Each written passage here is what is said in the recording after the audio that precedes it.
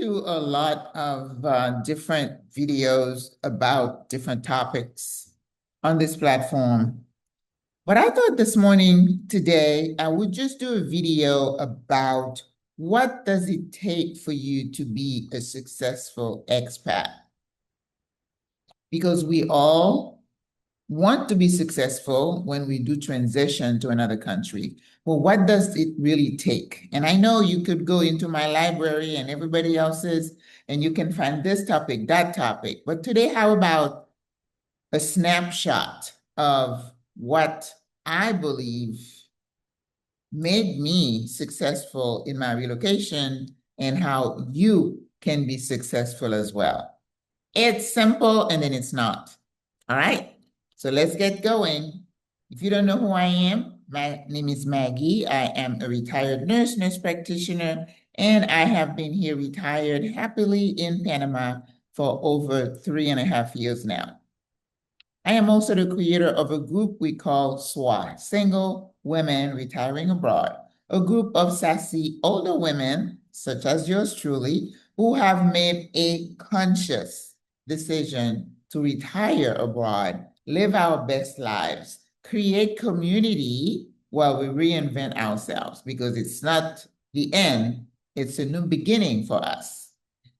But the ultimate goal of SWRA is really to create a newer model of aging abroad that is sustainable yet affordable. So if any of this sounds of interest to you, I invite you to like the video, share it with your friends and family, and subscribe to the channel. Also, there is a little bell that you would see somewhere on the screen. If you click on that, you will be notified, hopefully, because some ladies are telling me, I'm not getting a notification. But that's what I know to tell you, to click on the bell, and it is supposed to notify you when I do go online, which is on Saturdays at 4 p.m. Panama time, and on Sundays at 10 a.m. Panama time. And sometimes randomly, if something's happening, and I want to share with you because that's what I do. That's why I am here. That's why I have a YouTube channel. It's for me to create community, to embrace you, to get to know you. You are my community, you are my friend. So I would appreciate a thumbs up for the video and also a subscribe if you've been watching me and you've never subscribed. It does make a difference, and I appreciate your support. And to our members, I thank you for your support, for your love. Those who work out with me on Mondays, Wednesdays, and Fridays so we can all look sassy and snazzy and feeling amazing. Thank you so much. How to move abroad successfully. This is the title of the video, and I want to give you some step-by-step. So I don't want to keep doing a lot of chit-chatting. I know you're going to say, get on with it, Maggie. Yes, ma'am, I am. All right. I've always said moving abroad is a huge decision. You need to think through it. You should do it with your eyes open, not emotionally because you're stressed and you want to get out, all right? Make sure that you are in the best frame of mind to make that decision, that it's a decision that is not made because of circumstances. It's something that you really want to do, and you going into it with your eyes open because it's not for everybody and it's not easy. There are resources on my website, on my YouTube channel, will be on the website as well. I think there are, where you can do self-evaluation, assess yourself to see if you have what it takes. And it's not a negative assess. It's important to know who you are, know thyself. You've heard me say that a lot. And also it's important to kind of compare countries and ask yourself, why do I want to go here? Why do I want to go there? And map it out. See, I am a left brain. I like to put things in charts and cross and, because that way you keep things organized in your mind. So the decision, I think all the decisions are equally important, but this one specifically, I think it's super important to know, why am I making this huge decision that is life-altering, life-changing. So the decision is important. Because sometimes you may do your research and you're like, well, maybe I just need to get away for a little while. So a sabbatical could solve your problem. Moving to another area of where you are in the same country could be, a solution. You don't make a permanent decision for something that might be temporary. You see what I'm saying? Okay. But because you are my audience and you my retirees and we are looking snazzy and looking good, I'm talking to you. Remember, this is single, older women. You are my audience, even though I know I have other viewers and I love you and I thank you for your support.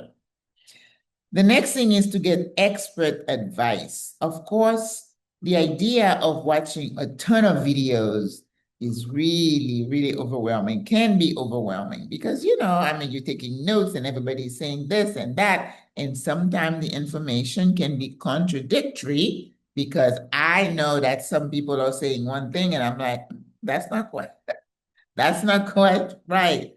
So that's going to be overwhelming. It's going to take a long time for you to gather all the information and make sure you organize it in a way that you could say the country, and you got maybe 2 or 3 countries you're looking at, weather, language, cost of living. Just be organized so that you're not all over the place, okay? Expert advice could come in the form of booking a consultation call with me or another creator or somebody who's living in the country you are considering, right? Other expert advice, maybe buying some resources, some ebooks. Another thing that might fast track your research is going on a relocation tour. I did not take a relocation tour. I thought they were pretty pricey for me. My budget is very simple, so I don't have a lot of extra fluffy money that I can just do this 3,000 here, 4,000 here. I just don't have it. So I was boots on the ground. I did my own research. And because I'm curious and I love to gather information, that works for me. But if you don't like that kind of work, on going on a relocation tour where everything is curated, they tell you, experts come talk to you about legal, medical, and all that, that is priceless. You're getting what you pay for, all right? But if you don't have the resources, then you have other options. So get expert advice. If you want to know about for example, how to get your visa, just don't go just to listen to watch videos about that. Call the attorneys in the country. A lot of them will do free consultation. And if you book a call with me or somebody else, I'm sure they're going to give you some resources of experts that you can call. I tell people to call Dr. Duncan, for example, and I say, call this lawyer. I give you 2 or 3 choices. So that's part of the, research process. But get expert advice. Don't believe lay people such as myself. The advice you're listening to me is how to move abroad, the things that I did. But if you talk about legal, getting your visa, I've got my visa, so I could tell you what I did. But get it from the horse's mouth, okay? Get expert advice. The next thing is scouting. To scout or not to scout. I think scouting is important, but some people say you don't need to do it. It's up to you, sis. You decide the value of that experience to you. I am a risk taker, but I know my limits, especially if you are a person of a certain age. I don't have 20 years or 5 years, to prepare and to research. You see what I'm saying? Because time is of the essence. So scouting, especially if you know what you're going to be looking for, like areas, medical, where the pharmacies, hospital, you want to look at infrastructure, the roads, the food, restaurant. I mean, you can learn a lot. But a scouting trip should be that. It's a research, it's a fact-finding type of trip. It's not for you to just go on 10, 15 different tours, for example, right? If you're a tourist, you're not doing a scouting trip. All right? Because a scouting trip is a fact finding. You're on a mission. You are Inspector Gadget and you got your document, whether it's on your phone or on your laptop, on your tablet. You are gathering information. And if you're going to be doing scouting, don't just do it in one country, because remember, it's good to compare Panama, Colombia, Costa Rica, right? Portugal, based on your wants, what you're looking for. For example, I tell people, I never thought of Portugal. Everybody's talking about Portugal. I'm like, yeah, it looks nice, but I don't want to worry about these hills all the time, even though I'm into fitness. And I don't want to be cold again. So I know myself and I don't, what's the word? I'm not going to just say, okay, it doesn't matter, because it matters to me. Like I wouldn't want to retire in a place like France or Germany. It's too cold. I don't want that. But that's me. If it doesn't bother you, you're one of those people who love the cold and the snow, adelante, right? So scouting, I think it's important. But in another video, I said, if you don't have the budget, because not everybody is in a position where because scouting, airfare, Airbnbs, food, transport, and you're also going to have the buying the insurance, travel insurance. It can add up. It can add up. I did 3 scouting trips, and then the fourth one I stayed. Or did I do 4?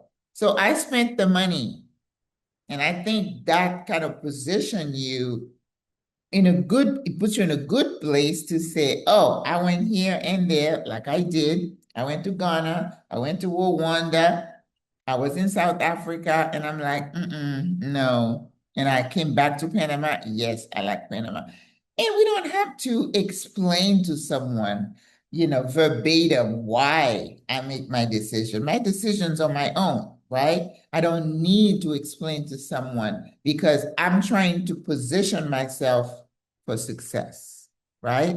I talked about the honeymoon phase the other day. Don't be in the ooh and ah. You need to come down and see the country with, real eyes, right? Not so much critical, but the reality. Oh, this is the way it is. Oh, yes, the sidewalks are dangerous. Yes.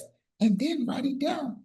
But don't come in here and then say, oh, I didn't know it was that bad. Well, you should, because that's part of your research. All right. The next thing I say, have a strong why. Oh my gosh. I cannot emphasize that enough, how important it is to sit down and me, I'm a writing down kind of person. Why do I want to move abroad, first of all? Answer that question for yourself. And if you're comfortable with the question and you're clear-headed, you don't have to say, well, why do I want to move? Well, you're not ready to move, sis. If you have to think about it, you're trying to grab it coming out of the air, don't do it. You have got to be clear and say, because of A, B, C, D. Okay? And I know a lot of you have A, B, C, D. And then, why do I want to go here over there? You have to be able to articulate it for you, and even maybe for your friends or for family, but you have this thing with you. Okay? You have to be true to yourself. Have a strong why. I've told you my why. My why, it's a little bit financial, but my biggest why is I don't want to age over there. I don't want to end up in a long-term care facility. I'm clear about that. I don't have to think about it. That is what drives me. So wherever I go, whether I stay here in Panama, whether I go somewhere else, that's a strong why. So whichever place is going to make that happen for me in the most workable way, that's where I'm going to end up. So that's why you got to take the emotions out of it and be clear-headed to say, this is my most important reason. Therefore, can this place offer this? Can that place offer that? It's simple. To me, it is, but you may be struggling with it. So make sure you have a strong why and you're clear-headed. So if somebody were to ask you, you'll be able to just verbalize it. You know, it's like in business. I remember we used to do seminars about when you go into a networking event, they say you have 15 seconds to tell somebody what you do. So it's the same thing. Somebody said, Maggie, why did you move to Panama? I mean, I'm going to say, oh, the weather, the food, the people, but that's not my biggest why. My biggest why is I was looking for a place I felt comfortable. You know, I don't have to wear coats. People kind of look like me. I can understand the language and I can see myself living my older years here. And the affordability, can I find people to help give me a little bit of support, come to the house and hold me and, you know, that's important to me. What is your why? What is your reason for wanting to move abroad? Verbalize it, sis. The next thing I say is, oh, before I do that, please remember to like the video, remember to share it later, or even now, just hit the share button and send it to someone and subscribe. Subscribe. Yeah, I'll do like Stephanie and say, I'll wait. I was going to take a swag of water, but I have my phone leaning on it, so we're not going to do that. So subscribe to the channel. I appreciate it. You know, that 20,000 has been so elusive. But we're not worried. We're not worried. No. I refuse to add to my list of concern, and YouTube and numbers, that is not one of them. I declare. The next thing is to get a plan. Again, I have like an 8-week decluttering plan. And what you need to do is to decide how long do I have from the time I started researching or making that decision to executing it when I'm on that plane. It's a lot of work. And those of you who've done it, you know what I mean. If you are clear-headed and you make the decision in this season of life, closing everything you have, your house, your car, leaving everything that you know, it takes a tremendous amount of emotional stamina. Okay? So if you don't organize it, you're going to be so frustrated. You're going to be lost. You're going to be running around in circles. That's a no bueno, sis. My organized self can't even, I write down everything. I'm always writing down, and I have stuff on my phone. I have lists. That's the way I function, and it keeps me organized. Now I have my calendar, my Google Calendar. If somebody says, sis, can we have lunch? It's like, oh, let me check, right? Because I want to keep myself organized because I don't want to double book it. And I'm like, oh my God, I'm so sorry. Then it starts getting old, right? Because you're a professional, you were in the corporate world, you can't do that, even though I have gotten to places thinking I had a meeting today, and then they said, no, ma'am, it's tomorrow. Has that happened to you? I'm in my suit and I'm like, how come there's nobody else here? They're like, ma'am, can I help you? I'm like, I'm here for this and this meeting. She's like, oh, it's tomorrow. That humbles you, right? But anyway, shows that you're a human. Have a plan. What do you do first? And when you doing consultation with us, we tell you, plan it out. You're scouting. How do you schedule it? What do you start working on first? The visa. You need to know. I have people who have been downsizing their homes, and I'm like, where are you in the visa process? Oh, I have not even started. How are you going to stay in the country legally and you're already starting to sell your house? You know, it's the same thing when you go see a counselor. You're all over the place, and the counselor's job is to say, whoa, hold on. Let's start with step 1, 2, 3. And that's why people think, oh my God, if I go see a mental health specialist, I mean, I'm crazy. No. Sometimes you need somebody to help you organize your thoughts. And once you organize, it's easier for you to see where you need to work, what's not working. Come on. Nobody's perfect. Nobody's got it all together all the time. And another thing, some people who want to move abroad don't want to spend any money. They want to do all the work themselves. They're not going to buy a guide. I was going to Peru. I bought a guide, and that was so helpful to me in terms of hotel, where to eat. There was a to go to Machu Picchu. I thought I was going to do it all myself because I'm an organizer, I'm a planner. But after I looked at the guide, and I was like, oh, no, no, no, no, that is way too complicated. So I ended up investing in a tour company. So you can't be so stingy and you don't want to pay for expertise. And you know what? I call myself cheap, but I just think I'm very, I like to use my resources in the right way. But you get to a point, you're like, oh, this is way beyond me. I need to get some help. That's smart. That's smart. So get a plan. Okay. Don't leave anything out, right? So, and then you need to get that red pen or whatever saying, check, I did that. Check, I did that. Doesn't that give you a sense of satisfaction? I love to check or cross things out. Makes me feel accomplished. How about you? All right. Learn to let go. Oh, see, now we're getting into the emotional part of moving abroad. That is as important as shutting down your house, finding a buyer, deciding if you're going to lease it, learning to let go. That is hard. And I tell people through my whole process, the actual leaving was not that bad.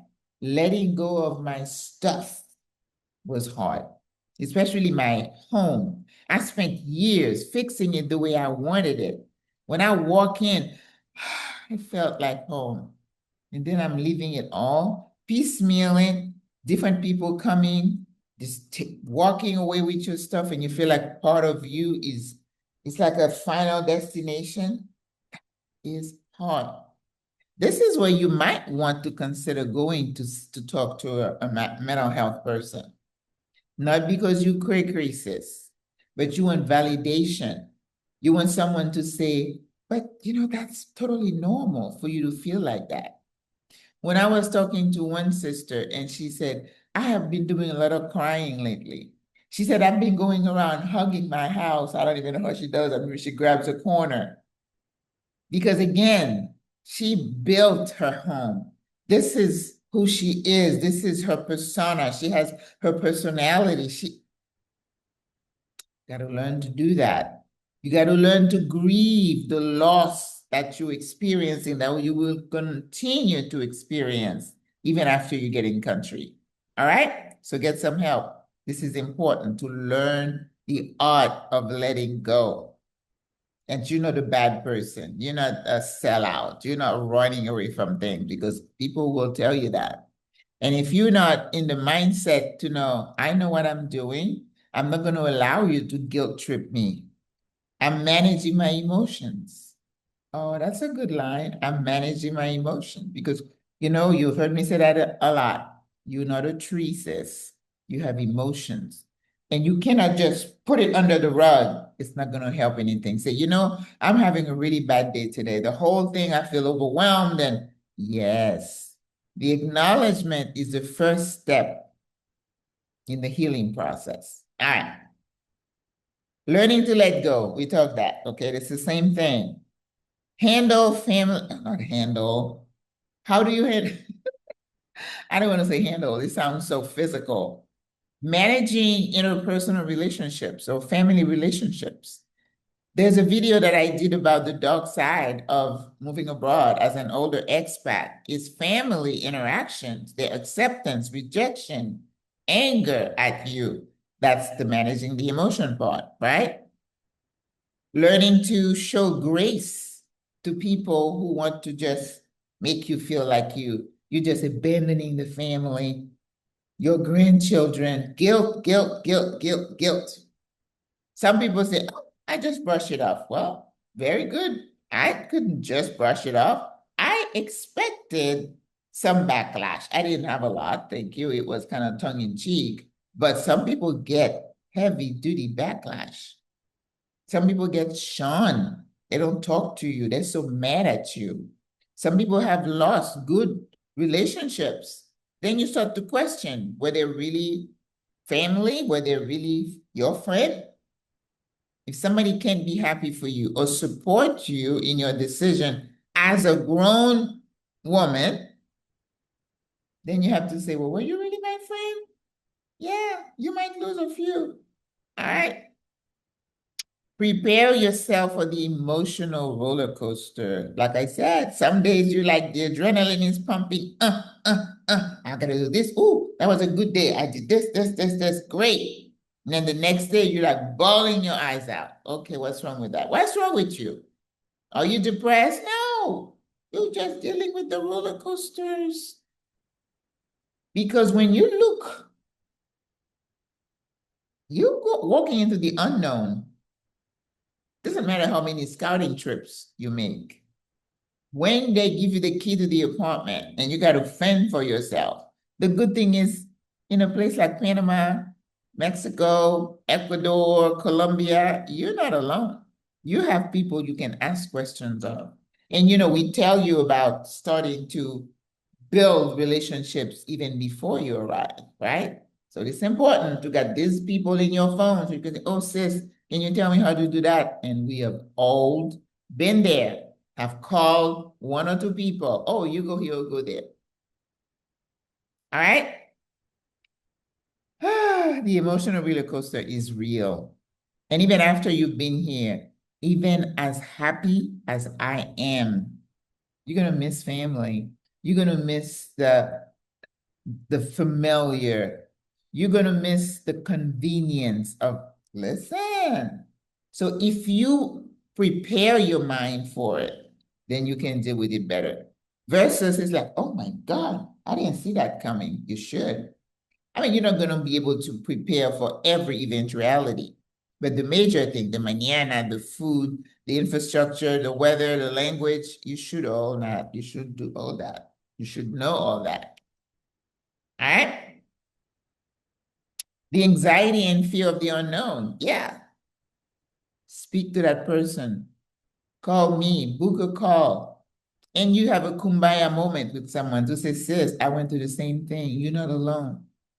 Go into the Facebook group. Anybody feeling like that? And everybody's going to chime in. Oh, yes, girl, you're not by yourself. We all went through it. I tell people it's just like the joke that I say when I was pregnant with my first child. I'm a wuss. I don't like pain. I was scared, okay?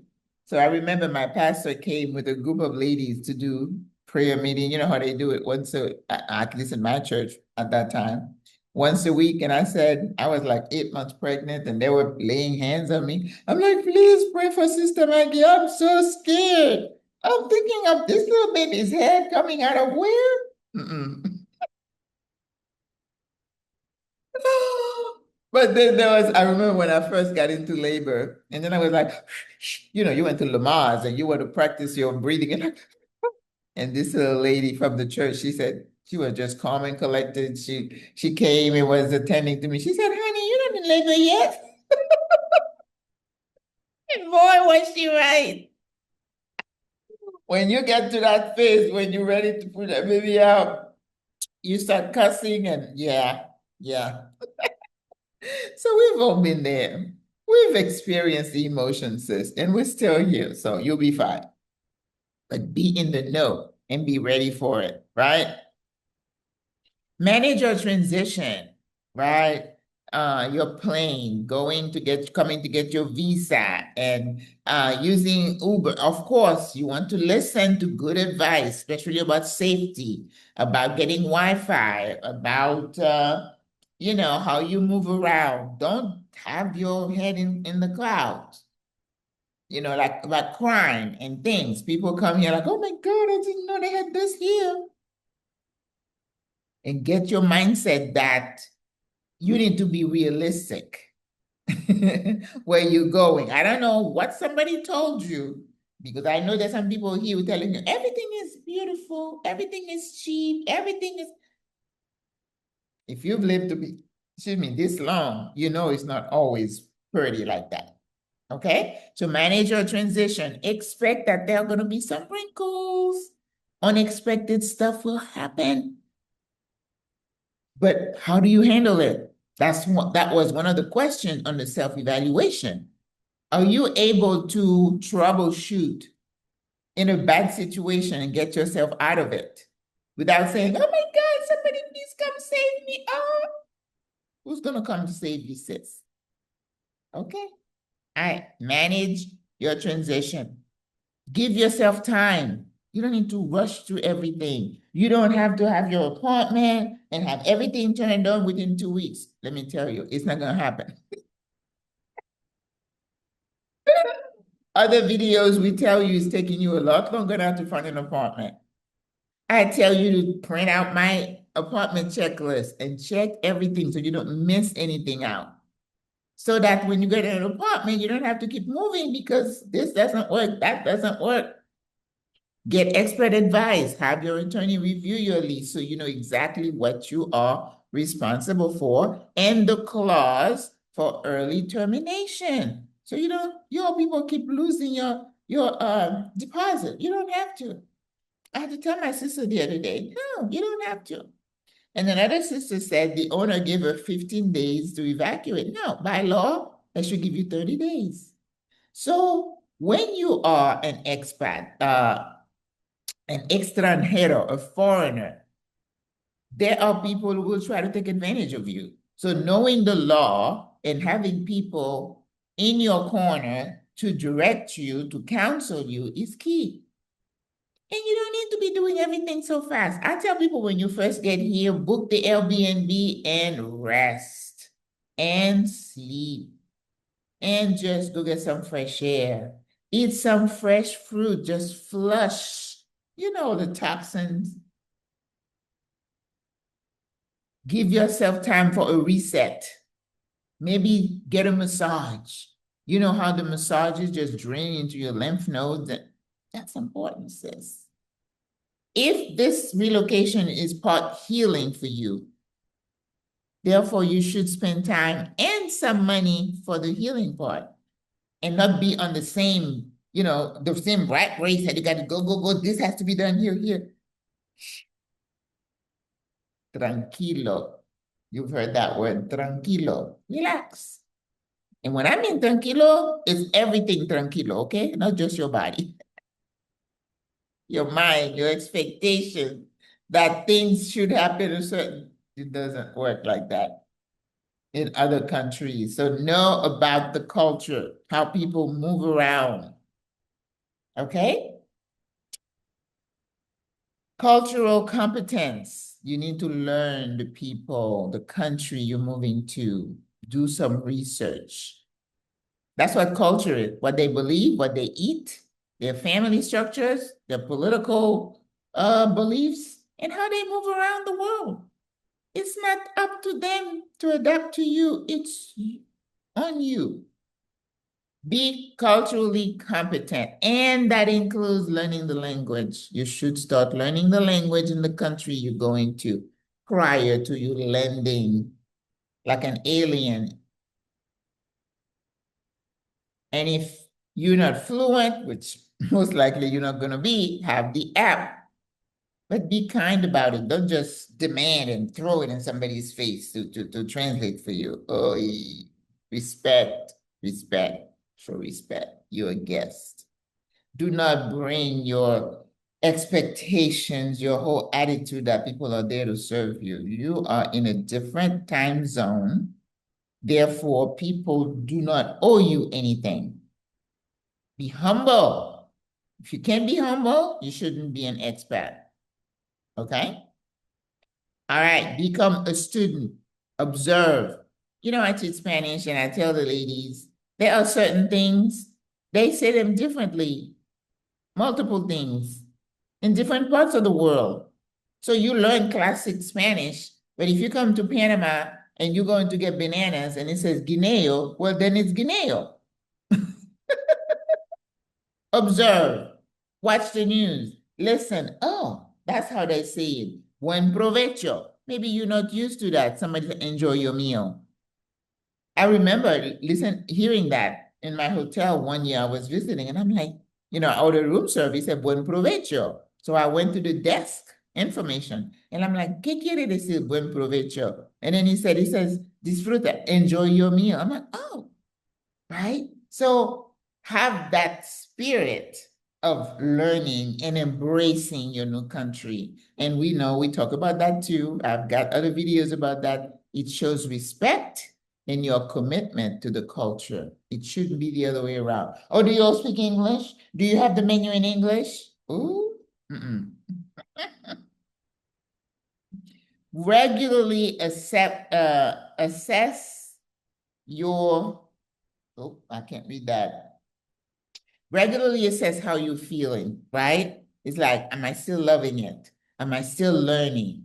Does it still meet my need? There's nothing wrong with that, okay? Because maybe you just had your hopes on Panama. And then after a few years, you're like, I don't think this is serving me. Maybe that place serves me better. There's nothing wrong with changing your mind. You can always shift. I always talk about that, the power of shifting, keeping an open mind. I mean, you don't want to be a butterfly just moving from here and there. That's pricey. Plus, you're never going to feel connected and, settled. But it's okay to change your mind sometimes. Okay? Stay on the right side of the law. Again, your attorney who helped you with your visa is going to become one of your most trusted resources because they are part of, here in country. And if they work with you, you are their client. So if you have any questions, say, oh, I'd like to run this by you. What does the law say here in Panama, in Thailand, in Ecuador? Because every country is different. And it's not for you to project your beliefs from how things were done over there and say, oh, is that how they do it here? Yes. Yes. And your point is, you shouldn't have an opinion. That's just the way it is. And don't expect the law to change for you. It's not going to happen. And the locals get really hot under the collar.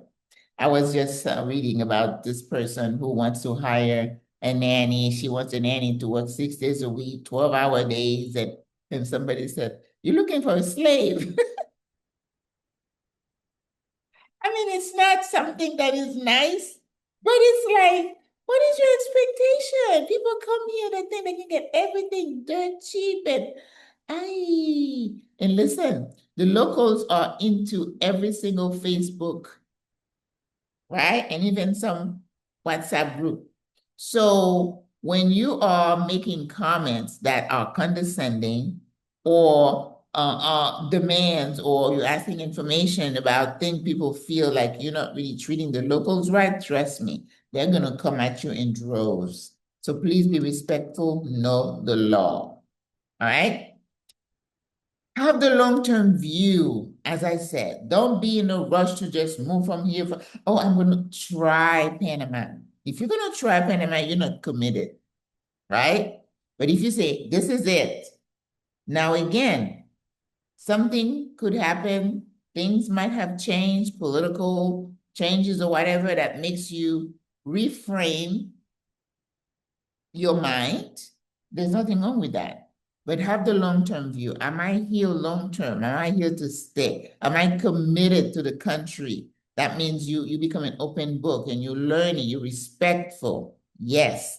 And don't stay in the expat bubble. Don't just talk to expat, people who look like you, speak like, I'm not in the expat bubble, right? Because I don't go out there and people are always hanging out together. I do SWA. People will tell you, you don't see me out there. I don't do a lot of things. And it's not because I'm antisocial. I just have enough to keep me busy, right?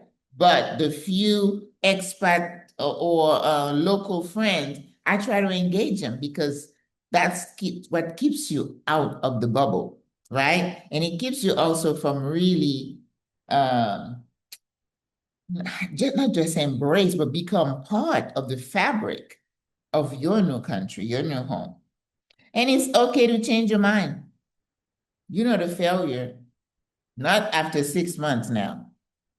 But if after you've been here 3, 5 years and you're like, some things have changed because of this, this, that, and always write it down and be clear.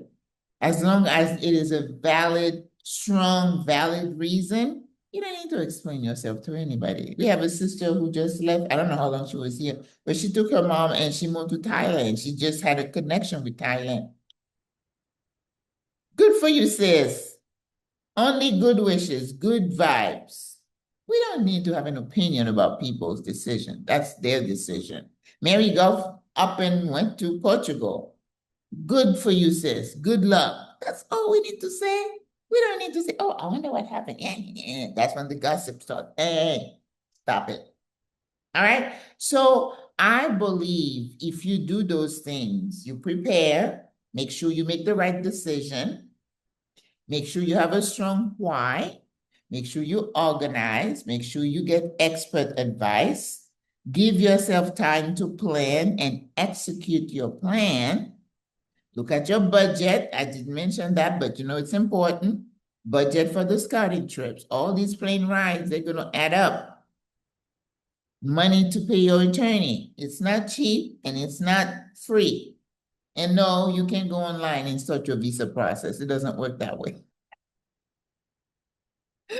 All right. And when you come in country, be a student.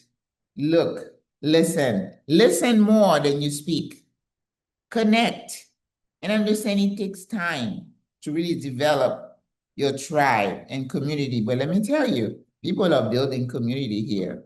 That one sister in my building had a gathering the other day. She only been here a year and her house was full. She said, I have community. My family doesn't have to worry about me anymore, especially as an older person. It's important, right? Because we're healthy today. We don't know what's going to happen tomorrow because this body is going down.